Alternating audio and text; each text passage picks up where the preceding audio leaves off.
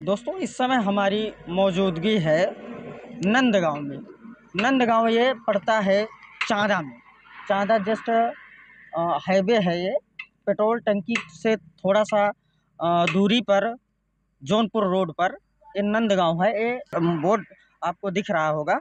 अब यहाँ की फैसिलिटी क्या है, यहाँ की व्यवस्था क्या है, एक गांव की तरह, जैसे एक गांव की तरह जितनी व्यवस्थाएं एक गांव में होती है उस उतनी व्यवस्थाएं इस नंदगांव होटल में है। आइए हम चलते हैं। मैं डॉक्टर कौशलेंद्र नंदगांव में पर्यावरण का सलाहकार मैं ही हूँ। पर्यावरण संबंधी मुद्दों को मैं सलाह देता हूँ। लोग हमसे पूछते हैं कि साहब बिना सीमेंट बालू के भी निर्माण कैसे किया जा सकता है। आप गौर करिए कि हमारे गांव में आज भी वो दीवारें मौजूद हैं जो 150 साल पहले बनी थी। दीवारें मिट्टी की और आज भी मौजूद हैं। 50 साल पहले जो घर बने थे वो गिर गए, लेकिन 150 साल पहले बनी जो दीवारें हैं वो आज भी जिंदा हैं। उसकी वजह क्या है कि हमने सब कुछ अपने पर्यावरण को ध्यान में रख के निर्माण किया।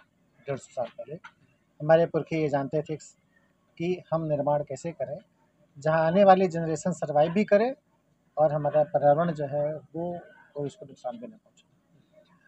मैंने किताबों में जब ये पढ़ा ये बातें तो मैंने देखा कि पहले क्या करते थे लोग कि गाय का गोबर, गेरू और चूना, राबिस और उसमें मिलाते थे उड़द का दाल का पेस्ट और बेल का रस। उड़द का दाल का पेस्ट और बेल का रस जब मिलता है किसी मसाले में तो वो इतना ही बांध देता है जैसे सीमेंट बांधता है। उड़द का दाल का पेस्ट और बेल का रस। ताजमहल के निर्माण की सामग्री में भी बेल का रस, उड़द दाल का पेस्ट इस्तेमाल किया गया। मैंने वहाँ से भी पढ़ा इसमें और भी ढेर सारी किताबें पढ़ी। तो इन सब की दीवारें बनने के बाद हमने अपने गांव में जो नदी के किनारे सरकंडे होते हैं उन सरकंडों का मैंने छप्पर बनाया। ये आप देख रहे हैं सरकंडों की उनकी खूबसूरती देखिए आप।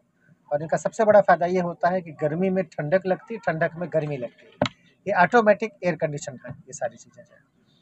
और मैंने एक बोर्ड के माध्यम से वो सारी सामग्रियाँ लिख रखी हैं। बोर्ड मैं चाहूँगा दर्शकों को आप दिखाइएगा।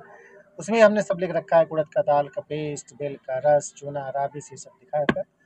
इसको कहते हैं इको फ्रेंडली कंस्ट्रक्शन। ये मैसेज दूर तक जाना चाहिए। लोगों को बताइए कि अगर आप इस हिसाब से निर्माण करेंगे तो बिना एयर कंडीशन के गर्मी में आपके कमरे में ठंड रहेगी और ठंड में आप कमरे में गर्मी। आप कहीं न कहीं से देख रहे हैं नंदगांव में दूर दराज से मतलब जो वनस्पतियाँ, जो पौधे यहाँ पर उपस्थित हैं, तो उससे थोड़ा प्रकाश डाल दीजिए हमारे दर्शकों। हाँ, देखिए हमारे पास ये सवाल आता है कि साहब हमारे यहाँ तो बादाम नहीं होता, मेरे यहाँ सेब नहीं होता, मेरे यहाँ अंजीर नहीं होती, आपके यहाँ कैसे हो गई? ऐसे मेरे यहाँ एक आम का पेड़ अफगानिस्तान से आया है, नूरजहाँ। लोग कहते हैं साहब उसमें हमारे यहाँ फल नहीं आते, आपके यहाँ फल से फल आ गए। देखिए, सबसे पहली बात तो आपको वैरायटी पता होना चाहिए कि आपके क्लाइमेट में कौन-सी वैरायटी सर्वाइव करेगी। जैसे सेब का वो पेड़ जो कश्मीर, हिमाचल में लगता है, अगर वही पेड़ आप लगाएँगे तो आपके यहाँ सेब मर जाएगा। आपको सेब की वो वैरायटी लगानी पड़ेगी जो उत्तरी भारत के तापमान में सर्वाइव कर सकती है। हरियाणा के एक किसान है, उसका नाम है हरमन सिंह। उसने एक वैरायटी सेब की डेवलप की जो 30 डिग्री के ऊपर जाती है, तापमान के ऊपर सर्वाइव करती है। आप ताज्जुब करेंगे कि हिंदुस्तान में सेब का सबसे ज़्यादा बिकने वाला पेड़ इस समय है हरमन 99। किसान ने अपने नाम से पेटेंट करा लिया। वो सेब ज़्यादा, उसमें ज़्यादा रस भी है, ज़्यादा मिठास भी है, खूब बिक रहा है इसमें। हमने वो लाकर वैरायटी लगाई। तो आपको ये पता होना चाहिए कि आपके तापमान में कौन सी वैरायटी सर्वाइव करेगी। ये ज़्यादा महत्वपूर्ण सवाल है, ठीक है। एक तो पहला चुनाव है। दूसरी बात ये है कि आप जो केमिकल इस्तेमाल करते हो, डाई, यूरिया, पोटाश, इनसे आप दूरी बनाइए। ये सबको सूट नहीं करती। आप सोचिए कि 100 साल पहले डाई, यूरिया, पोटाश नहीं था, तो फिर हमारे यहाँ पेड़ होते कैसे थे? होते तो थे, सब्जियाँ भी होती थी, गेहूँ और धान भी होता था। बल्कि अब जा कर के स्थिति ये है, मैंने अपने बचपन में देखा है कि गाँव में कहीं गन्ने का रस पकाया जाता था, पूरे गाँव में भगता था। पूरे गाँव के बच्चे इकट्ठे होते थे, चलो चनगा खाने का टाइम हो गया है। गाँव में कहीं पूड़ी बनती थी, किसी घर में पूरा गाँव जानता था कहीं आज पूड़ी बन रही है घी की। अब अगर घी की पूड़ी बनती है तो घर में ही नहीं पता चलता घी की। तो घी की महक गायब हो गई, गुड़ की महक गायब हो गई, गेहूँ और धान की मिठास गायब हो गई। ये सब हमारे केमिकल फर्टिलाइज़र का असर है। मैं आपसे अपील करूँगा, आइए फिर से वहीं चलते हैं जहाँ गन्ने में मिठास थी, घी में महक थी, माँ के आँचल में जो प्यार था, ठीक है। कोशिश है दिखाने की। आपके नंदगांव में स्थित जो अभी मैंने देखा नवग्रह वाटिका अमृत हाँ, जो देखिए कुंड है। हाँ, बिल्कुल मैं बता रहा हूँ। नवग्रह का वाटिका का जो कॉन्सेप्ट है वो हमारे यहाँ वैदिक काल का है। जैसे कहते हैं ना कि आपके ग्रह जब बिगड़ते हैं तो उनके लिए आप पहनाते हैं लोग हीरा, मोती, मूंगा, माणिक वगैरह वगैरह। लेकिन हमारे जो वैदिक पंडित हैं उन्होंने ये बताया, पेड़ पौधों के माध्यम से ही आप अपने बिगड़े हुए ग्रहों की चाल को आप संतुलित कर सकते हैं। उसमें मैंने बोर्ड लगा के बताया कि अगर सूरज खराब हो तो फिर कौन सा पेड़ काम करेगा, चंद्रमा खराब हो तो कौन सा पेड़ काम करेगा, ये सारी चीज़ें पूरा उसका डिटेल है यहाँ पर। मैं आम आदमी को थोड़ा सा स्टोन से दूर लाना चाहता हूँ, क्योंकि आम आदमी नीलम नहीं पहन सकता, माणिक मोगा नहीं पहन सकता। दूसरी बात है कि जब आप इनके माध्यम से कोई मैसेज देते हैं तो आप इको फ्रेंडली हो जाता है।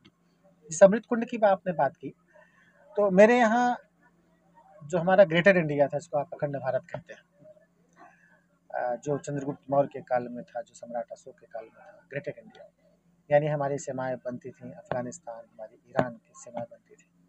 आपको पता है हमारा आज का जो कंधार है, किसी ज़माने में गांधार हुआ करता था, गांधारी वहीं हुआ करता था, ठीक है। तो ऋग्वेद का जो श्लोक है कि गंगे च यमुने च गोदावरी सरस्वती नर्मदा सिंधु कावेरी जलेस्मिन् सन्निधिं, ये नदियाँ बताती हैं कि हमारे अखंड भारत की सीमाएं कहाँ तक थीं। मैंने उन 7 नदियों का पानी ला करके उसमें डाला हुआ, 7 नदियों का पानी डाला हुआ। इसके अलावा 18 तीर्थों का, स्वर्ण मंदिर, गंगा सागर, रामेश्वर। तो हमारे यहाँ जो नाथ लड़कियाँ काम करती हैं, शाम को सब गंगा आरती करती हैं वहाँ पर। तो उस अमृत कुंड के माध्यम से हमारा ये बताने की कोशिश है कि अखंड भारत हमारा कहाँ तक था और सांस्कृतिक रूप से हम कितने विकसित थे और कितने ज़्यादा हम विस्तृत थे। ये कोशिश है इतिहास को फिर से जीने की, सबक लेने की। लास्ट और आखिरी सवाल, इस नंदगांव के अंतर्गत आप समाज में क्या वर्चस्व खड़ा करना चाहते हैं और क्या कुछ कहना संदेश देना चाहते हैं समाज में? इस नंदगांव में आए एक बार। नहीं, मैं कोई वर्चस्व नहीं खड़ा, हमारी वर्चस्व की लड़ाई नहीं है। हमारी जो लड़ाई है वो समरसता की लड़ाई है, यहाँ वर्चस्व की लड़ाई नहीं है, क्योंकि मैं बिजनेस नहीं कर रहा हूँ, मैं चैरिटी के लिए काम करता हूँ।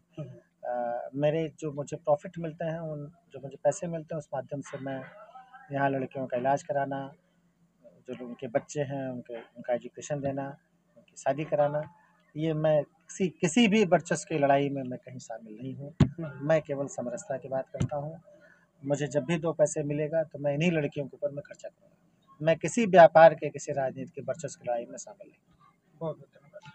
अभी आपने देखा डॉक्टर कौशल से बातचीत, और जो यहाँ के पेड़ पौधे अनेक प्रकार के वृक्ष लगाए गए हैं, उनसे बातचीत आपने देखा।